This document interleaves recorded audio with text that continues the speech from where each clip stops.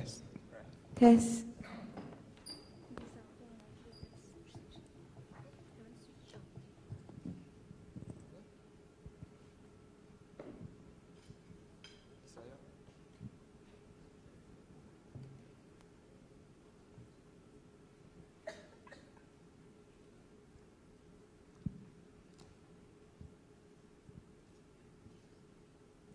Today, we're going to talk about a company that all of us have been in touch with, at least in one point of our lives, directly or indirectly.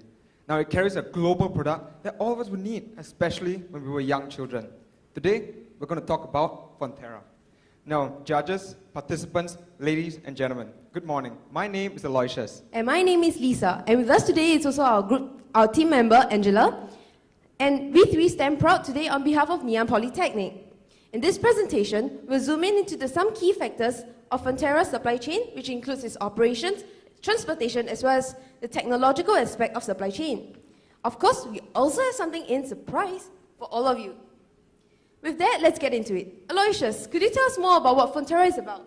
Well, you know what, Lisa? Of course. Now, Fonterra hails all the way from New Zealand, and their business model is focused on being a multinational dairy cooperative. What do you mean by cooperative? Oh yes, Lisa. Now, being cooperative means that Fonterra is actually owned by well over 10,600 New Zealand farmers. In fact, they're actually owned by more farmers all around the world, from Chile, really. Wow, that sounds very interesting. Yeah, you see, but there's more. Fonterra is actually the world's largest dairy producer, exporting brands such as Enlin and Anchor that all of us are familiar with. But more significantly, Fonterra carries and connects up to 140 different countries and to date remain extremely export-oriented. Talking about Fonterra's global involvement, I have something to share with all of you. Look at the world's outlook in 7 years to come. The green bar represents the demand growth and the blue bar represents the milk supply growth. Aloysius, can you tell us what you observe from this global map? Well, Lisa, at a first glance, it is key that the demand in India, China, Middle Eastern part of North America, clearly the demand outweighs supply. Perhaps, I guess, it must be because they're an emerging nation. That's right. As you can see, the demand in India has exceeded 5 times the supply and twice the amount of demand than supply in China and Middle Eastern North America. You know what? If we can leverage on this, I think this sounds like an excellent business opportunity for Fonterra. That's right. This actually shows us the potential outlook forecast for Fonterra in the coming years. It's actually evident that the demand is more than the supply in the emerging nations. Hence, it makes it even more essential to streamline the supply chain and to ensure that Fonterra can effectively reach the different countries, regardless of location. And talking about business success, the most important factor of Fonterra as an export-based company is that time to market. It is crucial that Fonterra is able to meet the global demands, not just effectively, but efficiently. In fact, it takes nearly 11 days for Fonterra to ship its dairy products from New Zealand to its customers like Vietnam and Indonesia. So now, ladies and gentlemen, what if we could shorten that time and allow Fonterra to reach its customers even faster? We have the solution to improve Fonterra's operational, technological, and even transportational aspect of its supply chain. Angela, why don't you get the ball rolling and share with us the operational aspect of Fonterra's supply chain? Thank you, Lisa. Now, in regards to Fonterra's current operation, its as-is process starts off from its customer's order, as you can see in the slide. For instance, in the event of Vietnam, the orders are made from the Vietnam's admin office, and then the orders will be sent to Auckland's admin office, following which the orders will be passed to the factory, whereby the orders will be individually processed, which together with the trucking to the port will take up to 5 days. Wait, Angela, is that right to say that you're trying to tell us that the New Zealand factory in New Zealand actually does both the production as well as the consolidation of orders? Yes, Aloysius, you brought up a really good point. With the handling of 2 major duties of the supply chain, it presents room for errors. In fact, in addition to the 5 days as seen here, nearly 11 more days is required for shipping, which means that there must be a better solution for Fonterra, and of course, we will get to this very shortly. Well, sure thing, Angela. Now, in terms of transport, Fonterra currently ships its orders straight to customers in key markets like China, India, straight from New Zealand. Wait a minute, Aloysius. So how will global customers such as Vietnam get its orders? Well, you see, our detailed research has shown that Fonterra will consolidate all its orders in its Auckland port, really near to its factories, before having it shipped straight to key markets like Russia, China, as well as India. In fact, that sounds like a pretty decent plan. Of course, but upon critical analysis, we found that there are two key points that we need to look into, and it's extremely worrying. Now, firstly, the individual shipment of products to key markets mean that Fonterra will hardly be able to achieve an economic scale, since it often will have to ship less than economical load of shipments all the way to various geographic regions. But secondly, the more important worry is the worry of responsiveness. For one, as mentioned by my teammates, a shipment from Australia to anywhere in the world, simply because of geographic regions, would not be as short as anywhere else in the world, simply because it is at the extreme south. And as mentioned, it takes nearly 2 weeks to reach key markets. But on a supply chain level, we looked into the frequency of shipments in New Zealand. And surely, the lack of shipment of frequency means that Fonterra would not be as responsive in the international business environment unless it starts shipping from a more centralized location. Fortunately, we have the solution to this. Our team proposes a to-be solution named Hub and Spoke. When the customers make an order, the Vietnam's admin office will send the order to Singapore's hub instead of Auckland's. Now, one crucial point to note here is that instead of sending the consolidated orders back to Auckland, the orders will be sent to the hub in Singapore as shown in the slide. Meanwhile, Auckland's factory will be producing tons of milk with efficiency in mind before delivering them to Singapore in large quantities in an economical manner. In contrast to how it is now, where production quantities are made to match current orders. Therefore, this allows Fonterra to enjoy economies of scale in its production. Given Singapore's close proximity to Southeast Asia, this would mean that planting a hub in Singapore would definitely shorten the shipping time tremendously. Wow, you know what, Angela, that sounds like an excellent plan for Fonterra. You bet, Aloysius. In addition, by planting a hub in Singapore, New Zealand will be able to specialize in production of milk, while Singapore serves as a hub to do the global packaging and distribution. With the specialization of roles in a particular function of New Zealand and Singapore, these hubs will gain an economies of scale and contribute to the cost savings for Fonterra. Yes, Angela, but more so on the transportation side, the hub in Singapore would first mean that there's an increase in frequency, considering what a global port we are in Singapore. But more importantly, we believe that this will allow Fonterra to gain a more responsive supply chain. Now, if Vietnam or Indonesia, they need an urgent order, no problems. Fonterra will be able to deliver it within 2 days. But as you can see on the slide, without the hub in Singapore, the time to market will be nearly 2 weeks. And this is an extremely worrying thing. And we feel that all in all, it leads to a longer time to market. And as an export-oriented company, this is something we need to look into. Now, without further ado, shall we now pass the time back to Lisa to share with us something more technologically inclined? Thank you, Aloysius and Angela. So now that we have understood the operational and transportational aspect of supply chain of Fonterra, now let's look at the technological side of things. So Fonterra currently partners with IBM and uses their LogicNet system. So this system, as shown in the diagram, involves all different parties and integrates them using technology represented by the lightning bolt. So these components include the headquarters in New Zealand, the trucking companies, the different ports, as well as customers like Vietnam. So LogicNet has aided the technological aspect of Fonterra's supply chain. With this system, it improves the technological design by connecting the supplier and the customer supply chain. It also helps to better analyze the supply chain risks, and more importantly, it also looks at the environmental impact on supply chain by assessing the carbon footprints. This system shows the information of the different parties of supply chain individually. It has helped to reduce 45,000 truck movements per year through the streamlining of supply chain and gain energy savings. Now, we understand that this system gives a holistic view of the different individual components in the supply chain. We can further improve this by having a total visibility and integration of all components of the supply chain to the system where it shows the cause and effect of the various supply chain components when one variable changes. A customer can have the total visibility through viewing from their desktop screen or their smartphone app to show the overall view of the supply chain. Not only can Fonterra see the supply chain from a larger picture to aid demand and sales forecasting, this also benefits their customers, who are their subsidiaries like Encore and Enlin. This shared bird's eye view of the whole supply chain allows all parties to be aligned and effectively reducing conflict between supply chain parties. We also understand that any company's supply chain has always a high level of complexity, And we want to reduce this complexity by integrating the supply chain in a more in-depth manner.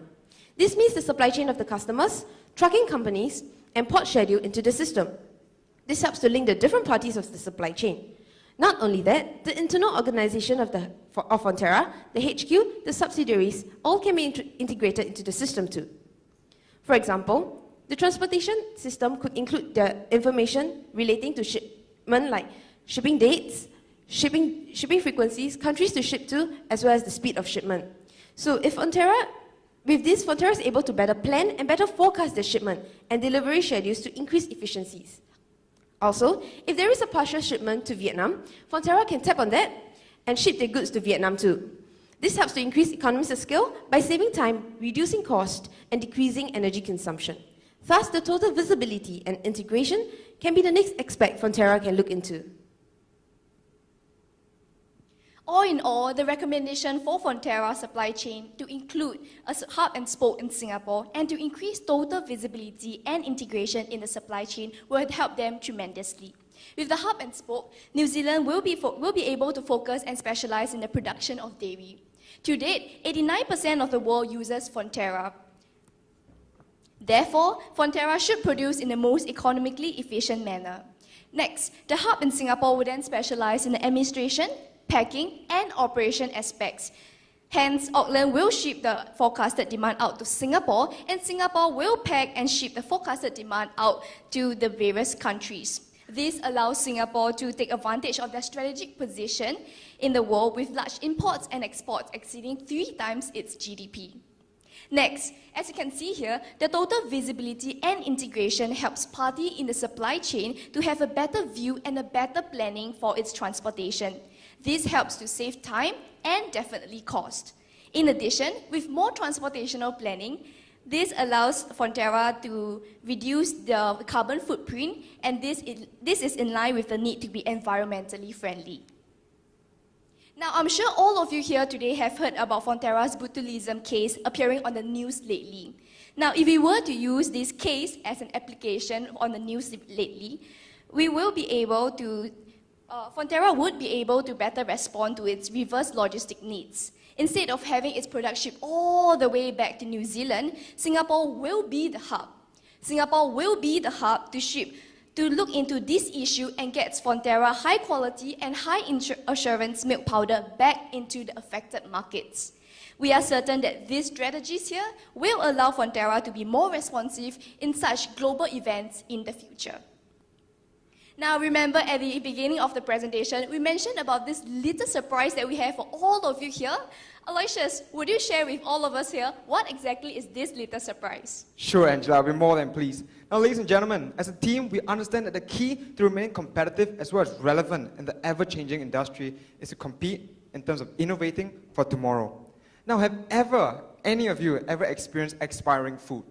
Now, doesn't that surely feel like a real big waste of money? Now, you see, in the F&B industry, one that Fonterra is in, food product wastage is real. And we believe if we can come up with one solution to revolutionize the way businesses in this industry work, it would surely be the color-changing labels.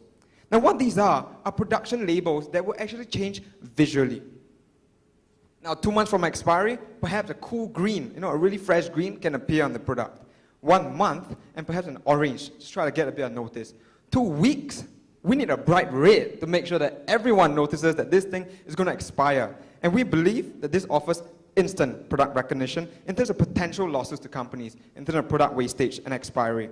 But on another level, superior product monitoring will give an increasing business friendliness for clients, and this will allow Fonterra's clients to be assured, believe, as well as value Fonterra as partner. Now, we also looked into how Fonterra transports its milk in tins, barrels of milk powder. This is, of course, a way to keep it lighter, longer, and make it last longer through the transportation as compared to fresh milk. Now, there is, of course, a way where we felt that it was just not such an efficient way of transporting the milk, simply because there are gaps between barrels and tins. Now, we asked ourselves, is there a way to make our supply chain more efficient, more streamlined, and more cost-effective, to put in more milk powder into a cubic meter on the boat, and to find out how it will be done tomorrow. Now, fortunately for us, we thought of a way to revolutionize the way milk moves. Then we will keep the milk powder, but transported in the shape of a cube. Now, with the fact that transportation cost is calculated on the base of a rectangular basis, we want to stuff as much milk powder as we can, and as well, make it a lot more cost-effective for Fonterra. Now, this will allow Fonterra to be space-effective and experience and ease of packaging. Now, of course, as a customer-oriented company, we definitely wanted to look into the way of how the customers would react to this reaction. And of course, it removes the need for measure, simply because a cube will always be a fixed, solid volume of milk powder. And of course, they will also reap the transportational cost savings, which would definitely give Fonterra the edge among competitors. But you see, ladies and gentlemen, we thought of this. If we look at the world's largest dairy product today, we actually realized that there were a lot of smart strategies involved in Fonterra, and there certainly was a lot for us to learn. But like anything in this world, there was really room for improvement. And we are certain that the hub and spoke, technological, as well as innovation strategies, that Fonterra will become a smarter, a quicker, and all in all, a more responsive global milk producer. And with that, we've come to the end of our presentation, and we hope you thoroughly enjoyed it.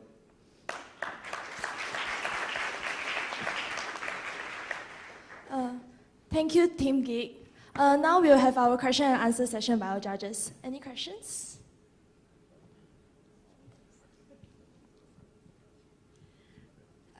So we do appreciate that having a hub in between, in the middle of your supply chain, will reduce the lead time. But what are the prerequisites or the points Fonterra has to look at to make sure this hub is very efficient? Yeah, okay, my name is Aloysius and I'll probably take that question. Now, we understand that, having a shipment hub in Singapore, I think the one primary concern is definitely cost. Now, Singapore is one of the most expensive cities in Asia, but we also took into consideration that it's one of the most integrated hubs in Asia. And we believe that the increase in frequency of shipments, now for one, we actually looked into the case study of shipment from Vietnam. And in Singapore to Vietnam, there was really 4 times more shipments compared to New Zealand from Vietnam. And that's not considering the lead time that it actually gives to Fonterra. So apart from qualitative benefits, such as, I think, the increase in responsiveness to consumer needs and all that, but we actually realized that there was a quantifiable benefit. And it may cost a bit more, but we understand the cost to benefit ratio will surely be a lot higher for Fonterra in this case. Hi, my name is Roland. I think this, you guys put up a typical organization looking at establishing hub, whether in Asia or Europe, etc. My question is actually very simple.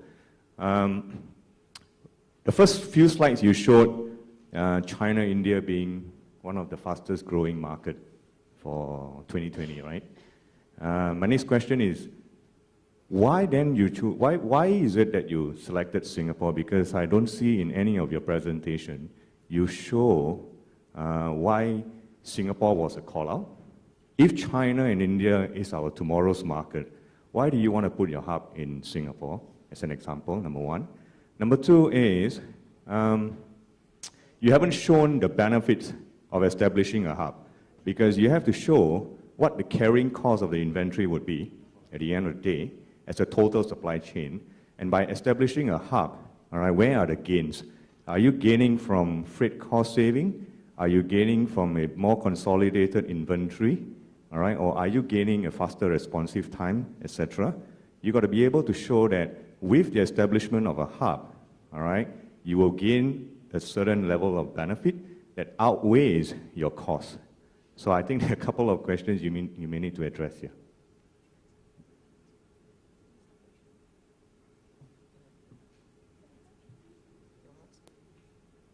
Looking at the question, I think, of course, definitely, I think, if considering the fact that China's and India is actually our key market, we could have looked into China and India, and I think as a team, we actually believe that there is a really good suggestion. Based on your second question, with regards to the cost to benefit ratio, with regards to the responsiveness, as well as the benefits that we looked into, I think we definitely know that in terms of cost, establishing a hub in Singapore is definitely it's going to be a really expensive project, but of course, I think we feel that based on the lead time, it's going to give Fonterra a much more responsive supply chain. So, yeah. I hope that answers your question. Yeah, actually, well, whenever you make, I think the message from Roland is whenever you propose this type of change, it's good to have a clear view of return on investment. And this is what we are missing in your presentation. We understand that intuitively this seems to make sense, but there is a lot more calculation and evaluation you need to have in the background to make it a very good value proposition. Means how this hub will improve the bottom line of Frontera, because this is what any company will look at. Customer service is good, but the bottom line is what most companies are looking forward to. First of all, well done. Great presentation, good case study, room for improvement, obviously, but you were first on, so well done for that. As Roland and Roxanne have said, in the business world, dollars speak, right? Doesn't matter whether they're Sing dollars, US dollars, Hong Kong dollars, dollars speak. So we need some financial metrics to support the case study that you're proposing. The one question I'd like to ask relates to going back to the beginning of the supply chain. One of the things that struck me straight away early on in your presentation was it takes 5 days to get the product from the factory to the port. That's just within New Zealand. So I'd like to understand more about that and whether you explored that and see if you could have taken some time out of that in terms of the overall time to market. Okay, thank you for your question. So in regard to your question, the 5 days actually refer to transport, the trucking, and also the processing period, which means the admin processing period. So together, these two components, which is the processing and the trucking, so these two take up 5 days. So in terms of trucking, when we did our Google research, it's only less than a day. Yeah. Okay, Toyota can build a car in 5 days. So to get some milk from the farm to the port, it doesn't need to take 5 days. Surely there must be optimization within there. Yes, so from our research, we realized that we only need 1 day for the trucking. Whereas, so earlier on we presented on the 5 days, it actually reflects the processing, the order processing time, and as well as the trucking. Okay. Yes. So this is my brother's a New Zealander, so I know that they don't work very hard in New Zealand, not like Singaporeans, right? So they only work part-time, so the order processing takes a long time. Okay, good. Thank you. Well done. Thank you. Actually, how long does it take you to complete this study? How long did it take you to... Okay, I answer the question. Yeah. Okay, because we were previously studying our core modules as well, so we actually took around 2 months in total to from the start of starting from the report preparation all the way to the slides preparation as well as the script preparation. Oh, yeah. Then I can understand why. Because it's very brief. Actually, I didn't know what was your main objective. Initially you were talking about India, China. Then you talk about transport, then you have an innovation, which there's no data to substantiate any of the findings and conclusions. So I'm not sure whether after this, are you planning to go beyond this to do your study or to do more further research? Or what's your inspiration from this? What are you going to do with this project?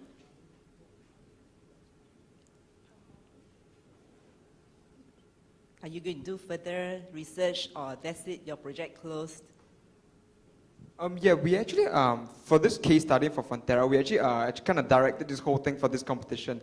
So yeah, I think after this, definitely we want to take a look into how we actually look into business cases. I think because we're all international business students. So yeah, we'd like to thank all of you for your feedback and, just really think about how we're going to approach future business cases. Yeah, because when you show the final innovative idea of the milk, I think it's just an idea, but I'm not sure whether have you do any discussion with the milk manufacturer, what are the considerations and what the cost impact as well. There's no data to substantiate that.